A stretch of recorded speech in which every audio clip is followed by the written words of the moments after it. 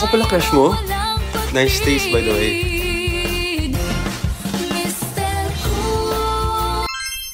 Hi folks! Welcome back to my channel, and kung new discover mo pa lang tong video ko, I'm Ann. Nice to meet you. So today, ang gagawin natin is magba-Brazilian Botox dahil nakikita nyo yung mga hair ko. Gusto ko siyang i-straight. So na-i-straight kasi yung buhok ko kapag binoblower ko siya. So ang gamit ko is this one. Yan, para siyang suklay na blower na rin. So kung bet nyo tong gagawin ko or mga gamit ko dito, ilalagay ko dyan sa comment section para makapag-purchase kayo sa Blue app, Orange app, and sa Black shop. So alam nyo na yan, yung mga platform na available dito sa Philippines. So okay, bubuksan ko muna ito. Okay. So dapat low heat lang dahil dapat sabi dito, instruction sa Brazilian Botox, kailangan 80% dry yung buhok mo bago ka mag-apply ng product. Then, saka mo ulit i-blow dry. Then, saka mo na i-iron. Depende dun sa pagka-damage ng buhok mo. Kasi parang yung pag-botox, mild lang pala yung pinili ko kasi hindi naman makapal yung buhok ko. Manipis lang and short lang naman to, kaya mild lang. Kapag kailangan nyo yung strong, mas makapal yung hibla ng buhok nyo. Alam nyo naman yan, pag makapal yung hibla ng buhok nyo or makapal buhok nyo, kailangan ang gamitin ninyo is yung strong. Yung talagang, eto, mild lang kasi to. So, yung may option yan, may variation, mamimili ka pagka mag-check out ka na. So, again, ilalagay ko sa ilalagay ko yung link sa description. Okay? So, again, dapat low heat lang para 80% dry ang ating buhok. Kasi kakatas ko lang maligo. And nag-shampoo lang ako. Huwag rin pala kayong magpo-conditioner. Huwag rin kayong magpo-conditioner. Dapat shampoo lang. Kasi maglalagay tayo ng Brazilian Botox.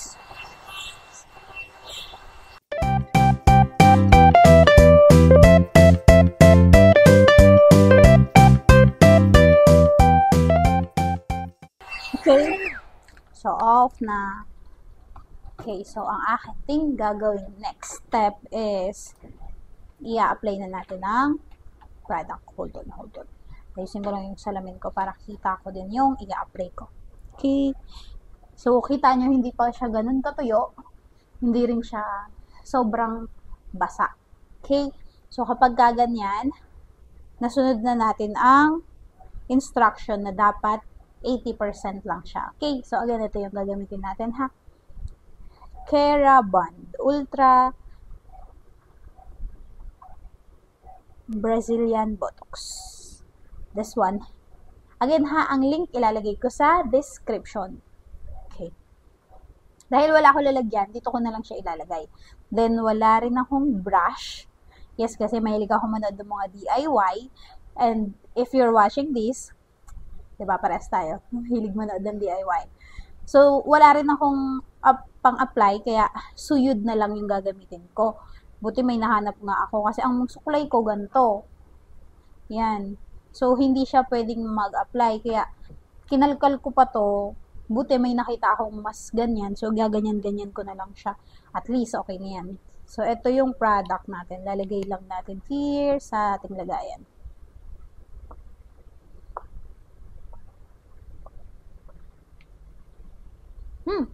Mabango siya talaga. Para siyang amoy conditioner. So, siguro okay na yung ganito kadami kapag kulang. So, ganyan yung nabawas. So, kung kulang, dadagdagan ko na lang ulit. Pero, for a meantime, okay na muna yan. Tapos, i-scoop ko lang na ganito. Tapos, saka ko siya i-apply sa aking hair.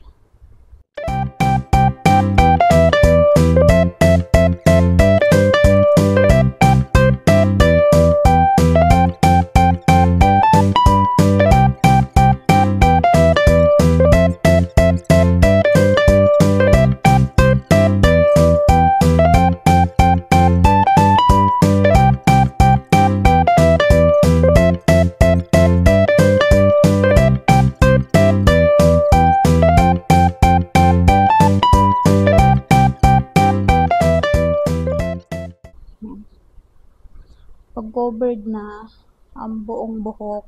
O, ito, meron pang natira. So, ibabalik ko yung portion niya para suklay na suklay. I'm not expert ha. Kung gagawin nyo to, make sure na basahin yung maigi yung instruction. Kasi ito naman yung instruction, so ginagawa ko naman siya. So, make sure siguro na panoorin nyo yung hanggang dulo na itong video para kung sakaling may madamage sa buhok ko, nakita nyo na muna kung paano nangyari sa akin. Magiging parang guide nyo yun sa inyo. Pero hindi naman to, hindi naman to delikado. Ayan hindi to delikado. Hindi to delikado sa buhok. Talagang, yan, pwede yan gawin sa bahay lang. Pwede yan ikaw. Kasi kung delikado to, hindi to ibebenta online. Kasi may mga FDA approved. So, FDA approved naman to, kaya I'm sure na hindi naman madadamage. I mean, walang damage na mangyayari kasi FDA approved to. Okay. So, ibubotox mo lang ng ganyan ang hair mo. Yan.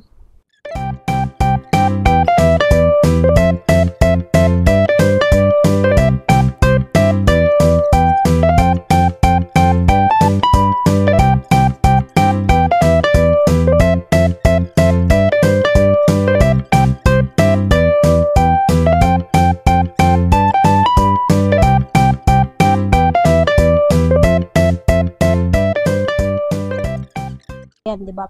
Portion ko ng ganyan yung buhok ko kasi na-apply ko na siya evenly. Yan, evenly naman na siya na-apply. Yan. So, ang gagawin natin, next, i-blower natin ulit. Ang problem ko lang, sabi dito sa instruction, dapat i-blower ko siya ng 12 inches away from the heat. So, paano yung blower ko kasi? Brush siya. So, medyo dikit talaga yun sa anit. Ilan yung 6, 6 inches. So, gaano kalaki yung 6 inches? Malaki yun. So, distance. So, mga ganito yata. Ganyan. So, yan na. Spread ko na siya evenly. Portion ko lang ulit yung buhok ko para sayang kasi may natira pa. Ayan, may konti pa siyang natira. So, ilalagay ko pa siya sa aking hair kasi sayang pa yun eh. Nailagay ko na kasi siya. Yan. Na-overwhelm kasi ako. Sayang kasi yung product. So, yung problem ko lang is paano ko siya sa ba aking pampunas. Tissue. Okay. Tissue. Problem ko is paano ko siya itutuyo. Hindi ko na lang underheat yung blower. Cold na lang siguro siya. Anyway, ganito lang kadami yung naubos ko. So, kapag gusto ko ulit low heat ko lang siya ulit para matuyo.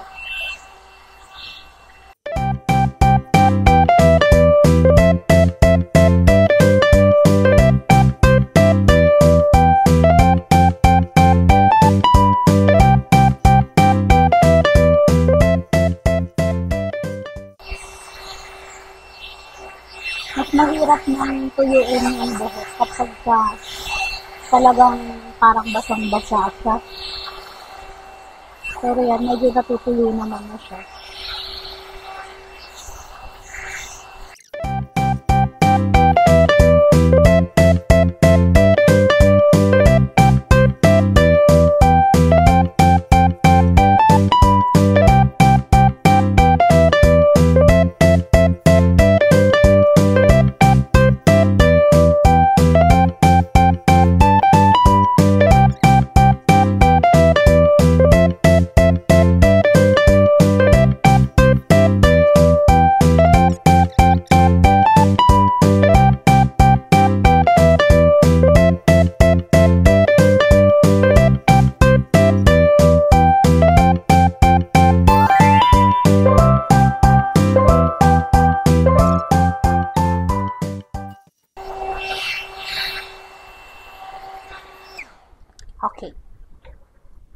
So, talagang dry na siya.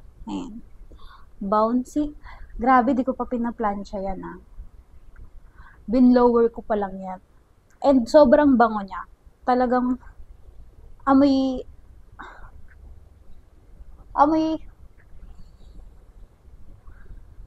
sunsilk na conditioner. Parang ganun yung amoy niya. Ay, ang ganda. Parang di ko naka-plansyahin. Kabog. Pero no, kailangan kasi plansyahin. So, ito yung natira ko pa kanina. Ilalagay ko naman sa lababo kasi dapat mababadan ko to. Wait lang. Hold on. Okay. So, meron naman ako dito flat iron. So, ganito kasi yung flat iron ko. Ano na rin siya, nagiging curler. Ayan. Nagiging, ito iron. Tapos ito, curler. So, okay na to. Ito na yung gagamitin ko. Wait lang, patayin ko lang yung isa. Then, i-on ko itong isa. Okay. So, nagiging curler, nagiging flat iron, then nagiging curler, din itong gagamitin ko. Okay. Yan. So, ilalagay ko sa link. Yan. Ilalagay ko. Mura lang to. Nasa less than 100 lang. Tapos ito, nasa 100 din something. Then, ito, yung blower na parang suklay. Nasa 150 naman yon. Ilalagay ko dyan ang link. Kung gusto nyo bumili, i-check out nyo na dyan sa link na ilalagay ko. Okay, so, ipo-portion ko muna yung ipa-flat iron ko. Yung dito muna kasi mas onti yung buhok ko dyan. So, ipo-portion natin para ma-plancha ko siya ng maayos. Okay? So, yung video kong to, hindi ko siya puputulin. Ganyan siya. Walang cut-cut. Okay? So, mainit na ba? Ayan, okay na yan. So, ipo-portion ko lang siya.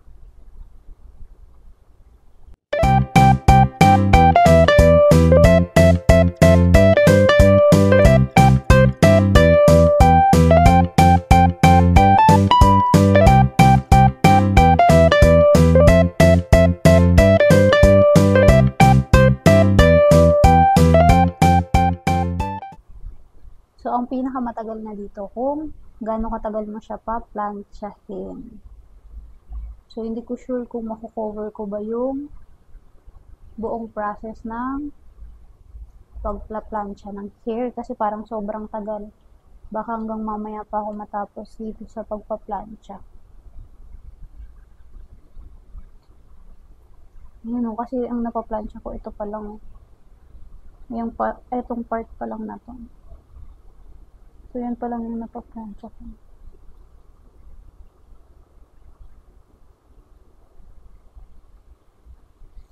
So, yan pa lang yung napaplansya kong part.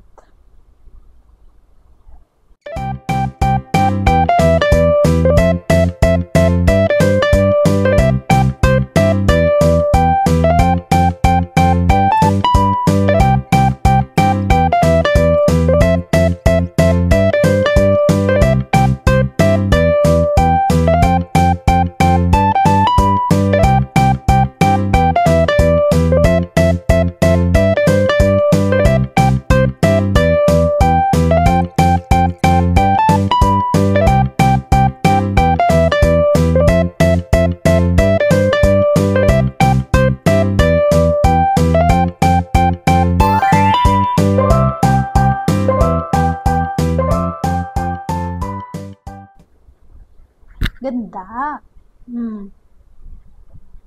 Ito yung hindi ko pa na-plancha. Tapos ito yung na-plancha ko na. Ganda. Taray. Para ka nagpariban.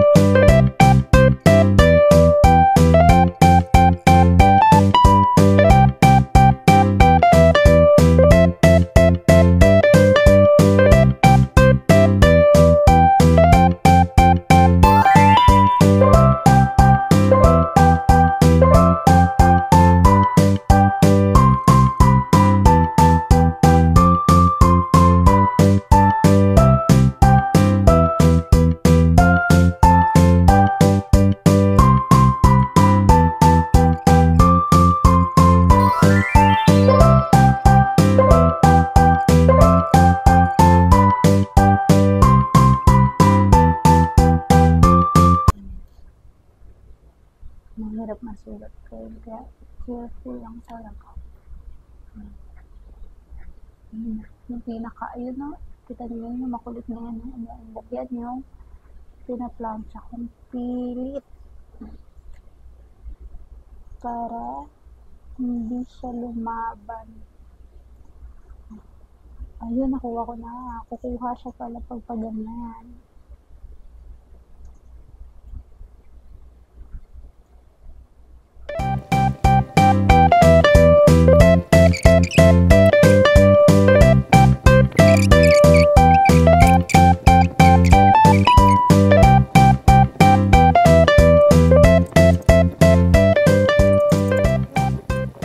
Ganda niya talaga. Ayun, ang ganda talaga. Yun, nakangawit siya talagang plansyahin.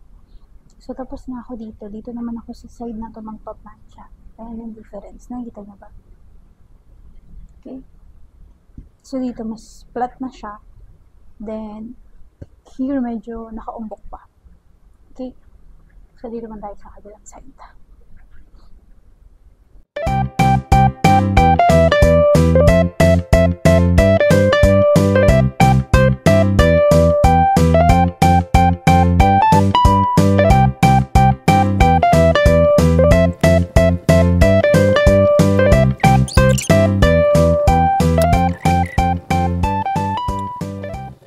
So, ilalagay ko sa side para maplansya ko ng maigi yung nandito pa sa baba.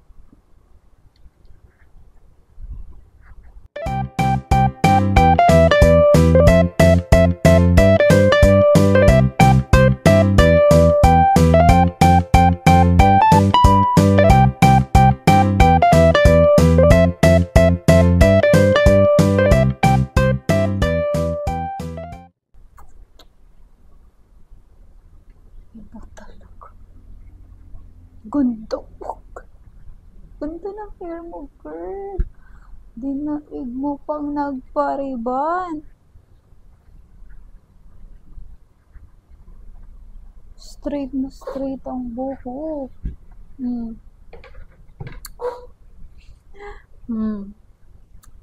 Yes. Ay, sino ka dyan, girl?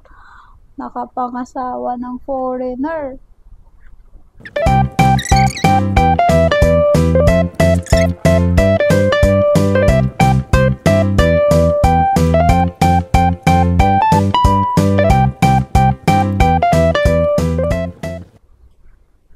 Ay, girl.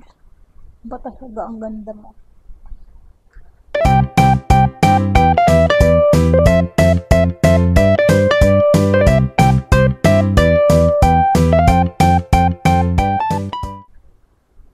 Girl, napakaganda mo, girl. Yes, nakapangasawa ng mayaman.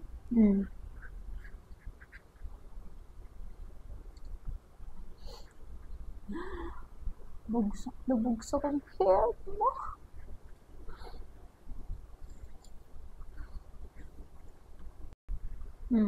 Pak. Natapos na. Yes, magaganda-gandahan na. Ganda ka. Nililipad-lipad na ng hangin yan. Yes. Ba talaga ang ganda.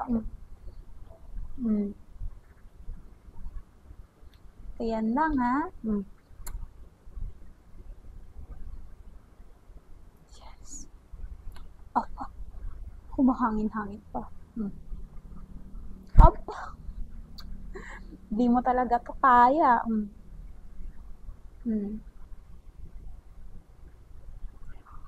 Aba. May hangin pa.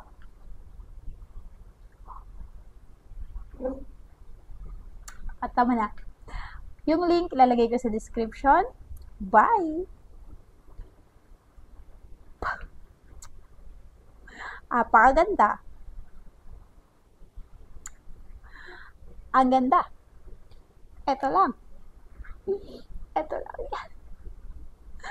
100 plus na. Para ko nakapangasawa ng foreigner. Di mo kaya yan.